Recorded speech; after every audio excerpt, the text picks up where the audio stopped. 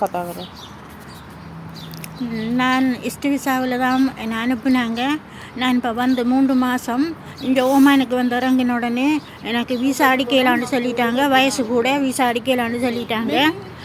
இப்போ அந்த சப்புக்காராக்கள் சொன்னவங்க எங்களோட வீட்டில் வந்து இருங்க, எங்களோட வீட்டில் இருந்து வந்து வேலையை செய்யுங்க, நாங்கள் உங்களுக்கு அந்த காசில் டிக்கெட்டை போட்டு அனுப்புகிறோம்னு சொல்லி இப்போ அவங்க சொல்கிறாங்க காசு மில்லை ஒன்றும் இல்லை, நீ வெட்டக்கறங்கிட்டு போ, உனக்கு காசு தர மாட்டோம், உங்களோட சப்புக்கிட்ட சொல்லி காசு எடுத்து டிக்கெட் போட்டு போ, காசு தர மாட்டேன்ண்டு. எனக்கு சுகம் இல்லை, சரியான 1 மாதம் எனக்கு வருத்தம் வந்து சரியான வருத்தத்தில் நான் அனுபவிக்கிறேன். இப்படி கிடந்து நான் கஷ்டப்படுறேன். அந்த வீட்டில் எனக்கு நிம்மதியும் இல்லை, ஒரே வேலை வேலை வேலைன்னு சரியான கஷ்டத்தில் கிடந்து அவதிப்பட்டேன். நான் இப்போ வருத்தம் முடிஞ்சிட்டு உடுப்பெல்லாம் கழுவுறது எதால தான். என்னோட கோணில் உள்ள வாட்ஸ்அப் நம்பர் நம்பர் எல்லாத்தையும் அழிச்சு போட்டாங்க. எனக்கு இப்போ பிள்ளைகளோட கலக்கிறது கூட ஒரு நம்பர் இல்லாமல் இருக்குது. இப்படி நாங்கள் அந்த கஷ்டப்படுறோங்க. இன்றைக்கு அந்த 3 மாதத்துக்கு அவங்க டிக்கெட் போட்டு அனுப்புகிறோம். நான் உங்களோட வீட்டில் வந்து வேலை செய்யுங்கன்னு சொல்லி போட்டு இப்போ வேலை செய்ய சொல்ல விட்றாங்கல்ல. இப்போ வேலை செய்யணும், இல்லாட்டி நாங்கள் இந்த வருத்தத்துடன் என்ன வேலை செய்ய சொல்கிறாங்க. இப்போ என்னடா சொன்னால் டிக்கெட் போட மாட்டாங்களாம், சப்புக்கிட்ட சொல்லி டிக்கெட் போடட்டான் அப்படின்னு சொல்லி சொல்கிறாங்க. நான் ஏன் இப்படி கிடந்து கஷ்டப்படுறேன். இந்த பாருங்க வட்டையில் இவ்வளவு மரத்துக்குள்ள எவ்வளோ கஷ்டத்தில் இருந்து அவதிப்படுறேன். இப்போ எம்பசிக்கு வந்து முறைப்பாடு கொடுக்க என் பாஸ்போர்ட்டை எல்லாம் எடுத்து மறைச்சி போட்டாங்க. என் கோணில் இருந்த பாஸ்போர்ட்டை காப்பியெல்லாம், ஐடென்டி காப்பியெல்லாம், வாட்ஸ்அப் நம்பர், வாட்ஸ்அப்பு எல்லாத்தையும் அழிச்சு போட்டாங்க. என்ன கோணம் எடுத்து எல்லாத்தையும் அழிச்சு போட்டாங்க. எனக்கு இப்போ இந்த பிள்ளைகளோட கதைக்கிறதுக்கு எந்த விதமான ஒரு தொடர்பும் இல்லாமல் நான் இருக்கிறது தான். தயவு செய்து என்ன சொல்லாங்க கெடுத்துருங்க. உங்கள்கிட்ட மன்னிப்பு தாழ்மையாக கேட்குறேன்.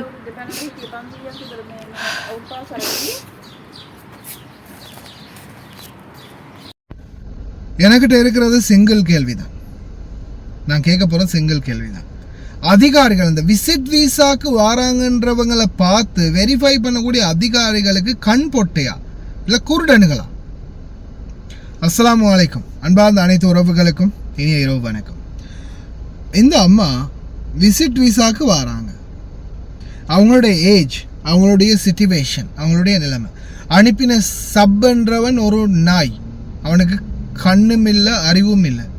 இறைவன் அவனுக்கு எல்லாத்தையுமே பொட்டையாக படைச்சிருக்கான். சரி, இந்த ஏர்போர்ட்டில் இருக்கக்கூடிய இன்வெஸ்டிகேஷன் அதிகாரிகள் ஒருத்தர் விசிட் விசாவில் போகிறாங்கன்னா அவங்களுடைய நிலைமை என்ன? அவங்க எப்படி விசிட் விசாவுக்கு போகிறாங்க? யாருக்கிட்ட போகிறாங்க? யார் அவங்கள எடுக்கிறாங்க? ஏன் இதை பற்றி எதுவுமே அவங்களால விசாரிக்க முடியலை? ஏன் இதை பற்றி எதுவுமே கேட்க முடியலை? هذا بيسوي كنسل نتيجة من هني يدخل داخل oil maintenance requires soon. يعني هذا لازم تسوي. كلمت أنا خلاص يجي هو. நான் கேட்குற ஒரே ஒரு கேள்வி தான். இந்த அம்மாவை அதிகாரிகள் பார்க்கும்போது இவங்க விசிட்டுக்கு போகிறவங்களா இல்லை இவங்க வந்து சாதாரணமாக வேலைக்கு போகக்கூடிய நிலைமையில் இருக்கிறாங்களா? இவங்களுடைய பேங்க் பேலன்ஸ் என்ன? இவங்க சாதாரணமாக விசிட்டுக்கு போகிறாங்கன்னு யார் இவங்களை எடுக்கிறாங்க? என்ன கேட்டகரிக்காக இவங்க இந்த விசிட் போகிறாங்க? விசாரிச்சிருந்தா இந்த அளவுக்கு வருமா? ஏன் இந்த மாதிரி செய்கிறாங்கன்னு புரியல.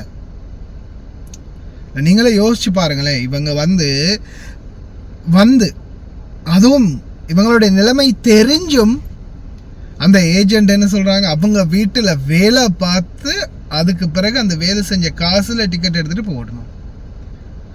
எவ்வளோ எல்லாம் உழைச்சிருப்பீங்க. எத்தனை 1000 பேரை கொண்டு வந்து உழைச்சிருப்பீங்க. கோடிக்கணக்கில் உழைச்சிருப்பீங்க. ஒருத்தருக்கு இந்த மாதிரி ஒரு பாவப்பட்ட ஜென்மத்துக்காவது டிக்கெட் போட்டு கொடுத்து அனுப்பலாதாடா அவங்களுக்கு? அவ்வளவு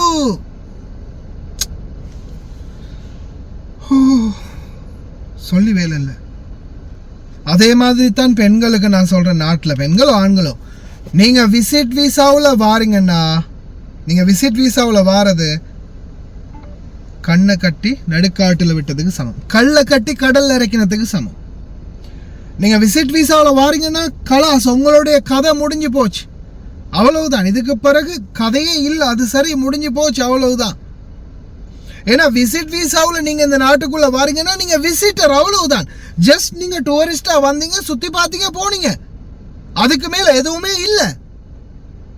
இப்போ இந்த பெண்மணி வாராங்க விசிட் விசாவில், எதுக்கு வாராங்க? வேலைக்கு. அவங்க என்ன சொல்றாங்க? இப்போ அந்த சப்புக்காராக்கள் சொன்னவங்க எங்கட வீட்டில் வந்து இருங்க, எங்கட வீட்டில் இருந்து வந்து வேலையை செய்யுங்க, நாங்கள் உங்களுக்கு அந்த காசில் டிக்கெட்டை போட்டு அனுப்புகிறோம்னு சொல்லி இப்போ அவங்க சொல்கிறாங்க காசும் இல்லை ஒன்றும் இல்லை, நீ வெட்டக்கிறங்கிட்டு போ. காசுமில்ல ஒன்றுமில்ல வேலை செய்ய சொல்லிட்டு அதுக்கப்புறமா காசுமில்ல ஒன்றும் இல்லை நீ வெளியே போன்னு சொல்லியிருக்காங்க. பாஸ்போர்ட்டை ஒழிச்சிட்டாங்க, இவங்களுடைய ஃபோன் நம்பர்ஸ் எல்லாம் அழிச்சிட்டாங்க. என்ன அநியாயண்டா செய்றீங்க? ஒரு மனசாட்சி இல்லையா? நல்லா பார்த்துக்கோங்க. இந்த வீடியோவை முன்னாடி இருந்து மறுபடியும் போய் சரி நல்லா பார்த்துக்கோங்க, கடைசியிலையும் போடுற நல்லா பார்த்துக்கோங்க. இதுதான் நிலைமை. விசிட் விசாவில் இந்த நாட்டுக்குள்ள வரணும்னு நினைக்கிற ஒவ்வொருத்தருக்கும் சொல்றேன், எந்த ஒரு நாடா இருக்கட்டும், Saudi, Qatar, Oman, Bahrain, Dubai, visit visa வேலைக்கான வேகன்சி விசா எக்ரிமெண்ட் சைன் பண்ணி மெடிக்கல் போய் எல்லாம் பேப்பரா ரெடி பண்ணி லீகலா வந்தீங்கன்னா மட்டும்தான் என்ன பிரச்சனை என்றாலும் தூதரகமா இருக்கட்டும் வெளிநாட்டு வேலைவாய்ப்பு பணியமா இருக்கட்டும் உதவி செய்யும். இல்லாட்டி லீகலா எந்த ப்ரொசீஜரும் முன்னெடுக்க முடியாது. அதால தயவு செய்து அன்பார்ந்த சகோதர சகோதரிகளே, விசிட் விசாவில் வராதிங்க. உண்மையிலே இந்த ஃபீல்டுக்குள்ளே நாங்கள் இருக்கிறதால உண்மைக்குமே சரியான கவலையாக இருக்குது. ஏன்னா ஒரு நாளைக்கு இது 1-2 இல்லைங்க, ஒரு நாளைக்கு எத்தனை நூற்றுக்கணக்கான மெசேஜ் வருது, எத்தனை ஹேண்டில் பண்ணுறது? எல்லாருமே பிரச்சனை தான் வராங்க. வாட்ஸ்அப்பை திறந்தாலும் அதுதான், இதை மெசேஞ்சரை திறந்தாலும் அதுதான். அதே மாதிரி நான் சில நேரங்களில் என்னுடைய டிக்டாக் நான் யூஸ் பண்ணுறல, கிட்டத்தட்ட 2-3 வருஷமாக டிக்டாக் நான் நிப்பாட்டிட்டேன். டிக்டாக் ஏதாவது லைவ் அவசரமாக எமர்ஜென்சி ஏதாவது மீட்டிங்கை நான் மட்டும்தான் அந்த லைவுகளில் போய் கலந்து கொள்றதை தவிர டிக்டாக் நான் ஃபோன்லேருந்தே அழிச்சிட்டேன். டிக்டாக் என்ற அப்ளிகேஷனே என்னுடைய ஃபோனில் இல்லை, நான் அழிச்சு வச்சிருக்கிறேன். ஏதாவது வீடியோ அனுப்பினா கூட க்ரோம் ப்ரௌசரில் போயிட்டு தான் நான் செக் பண்ணி பார்க்குறது. ஏன் தெரியுமா? டிக்டாக் தெரியும் தானே, ஒரு மனநோய் மாதிரி ஒரு விடயம்.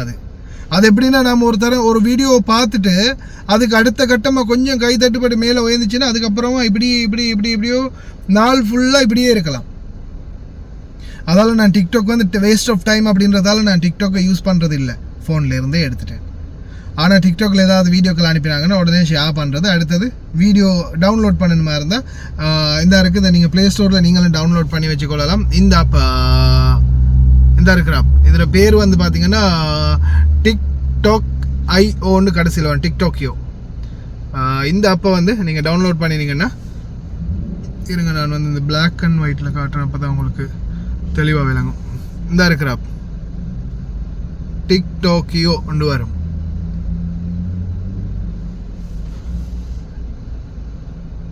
இதில் நீங்கள் அந்த லிங்கை பேஸ்ட் பண்ணிவிட்டு டவுன்லோடு கொடுத்தீங்கன்னா உடனே டவுன்லோட் ஆகிரும். ஆப்போடைய பேர் இதுதான், டிக்டாக்யோ. இதில் தான் பார்க்குறது. ஏன்னா சில விடயங்கள் பார்த்தீங்கன்னா டிக்டாக்ல ஷேர் பண்ணுறது நல்லது தான், ஆனால் ஒரு சில விடயங்கள் ரொம்பவும் தலைகீழாக மாறி போய் நிற்கிது சமுதாயம். அதால் அதை விட்டுறலாம். சரி, ஓகே, முடிந்த வரைக்கும் கவனமாக இருங்க, விசிட் விசாவில் வராதிங்க. இந்த தாயாவது தயவு செய்து இந்த சம்பந்தப்பட்ட சப்புகள் ஏஜென்ட்டுகள் நாட்டுக்கு அனுப்பி வைக்க பாருங்கள், இவங்களுடைய உயிரையும் பறிச்சிடாமல் குடிச்சிடாமல். விசிட் விசாவில் போகிறவங்களுடைய நிலைமை இதுதான், ஞாபகத்தில் வச்சுக்கோங்க.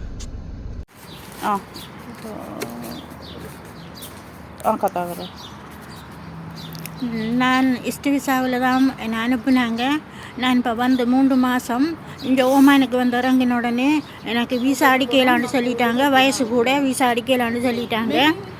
இப்போ அந்த சப்புக்காராக்கள் சொன்னவங்க எங்கட வீட்டில் இருங்க, எங்கட வீட்டில் இருந்து வந்து வேலையை செய்யுங்க, நாங்கள் உங்களுக்கு அந்த காசில் டிக்கெட்டை போட்டு அனுப்புகிறோம்னு சொல்லி இப்போ அவங்க சொல்கிறாங்க காசும் இல்லை ஒன்றும் இல்லை, நீ வெட்டக்கிறங்கிட்டு போ, உனக்கு காசு தர மாட்டோம், உங்களோட சப்புக்கிட்ட சொல்லி காசு எடுத்து டிக்கெட் போட்டு போ, காசு தர மாட்டேன்ண்டு. எனக்கு சுகம் இல்லை, சரியான 1 மாதம் எனக்கு வருத்தம் சரியான வருத்தத்தில் நான் அனுபவிக்கிறேன்.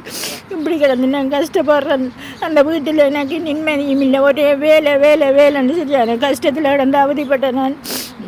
இப்போ வருத்தம் முடிச்சிட்டு உடுப்பெல்லாம் கழுவுறது எதால தான்.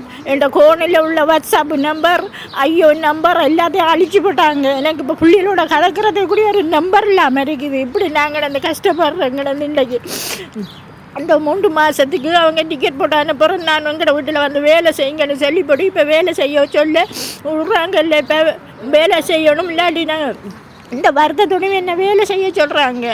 இப்போ என்னடா சொன்னால் டிக்கெட் போட மாட்டாங்களாம். சப்புக்கிட்ட சொல்லி டிக்கெட் போடட்டான் சொல்லி சொல்கிறாங்க. நான் ஏன் இப்படி கிடந்து கஷ்டப்படுறேன், இந்த பாருங்க வட்டையில் இவ்வளவு மரத்துக்கு எவ்வளோ கஷ்டத்தில் இருந்து அவதிப்படுறேன். இப்போ எம்பசிக்கு வந்து முறைப்பாடு கொடுக்க என் பாஸ்போர்ட்டோ எல்லாம் எடுத்து மறைச்சி போட்டாங்க. என் கோணில் இருந்த பாஸ்போர்ட்டோ காப்பியெல்லாம், ஐடென்டி காப்பியெல்லாம், வாட்ஸ்அப் நம்பர், வாட்ஸ்அப்பு, ஐயோ எல்லாத்தையும் அழிச்சு போட்டாங்க. என்ன கோணம் எடுத்து எல்லாத்தையும் அழிச்சு போட்டாங்க. எனக்கு இப்போ இந்த பிள்ளைகளோட கதைக்கிறதுக்கு எந்த விதமான ஒரு தொடர்பும் இல்லாமல் நான் இருக்கிறேன். இந்த தயவு செய்து என்ன சொல்லாங்க கெடுத்துருங்க. உங்கள்கிட்ட மன்னிப்பு தாழ்மையாக கேட்குறேன்.